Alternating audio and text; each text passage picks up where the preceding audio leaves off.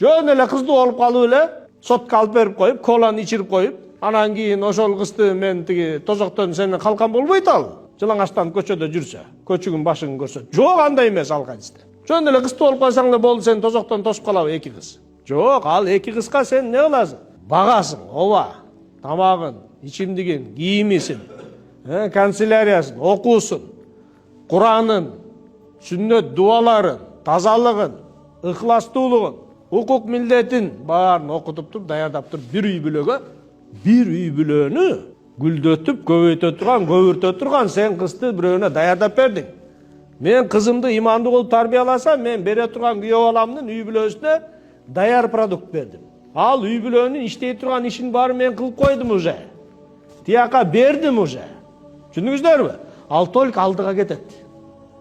Ал кыз кийин эмне кылат? Имандуу балдарды, ошол күйөөсүнүн балдарын эмне кылат? Имандуу жолдо гана тарбия берип атпайбы? Ойлоп көрүңүз. Сен пайдубалын уже тургузуп берип койдуң бөлөк үй бүлөнү. Эки кыз болсо, эки кызымды имандуу тарбияласам, эки күйөө баланын үй бүлөсүнө эмне кылдым мен? Фундаменттерин ошол балдардынчы даярдап алдыга түрүп таштадым мен. А эки тарбия бербеген кыздарды чоңойтуп алсам, эмне кылат ал экөө? Эки үй бүлөнү аркага тартат. Кудайдан алыстатат, тозокко жакындатат. Алла.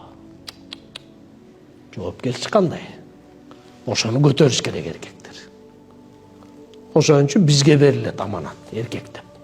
Ар-риджалу каввамуна алан-ниса. Эркектер аялдара камкор дейт. Ошондой болоюн мен, имандуу кыздар тарбиялап чыгайын. О Кудайым мага имандуу келинчек бер, имандуу кыздар тарбиялап чыгайын деңиздер. Дуа кылыңыздар иншалла.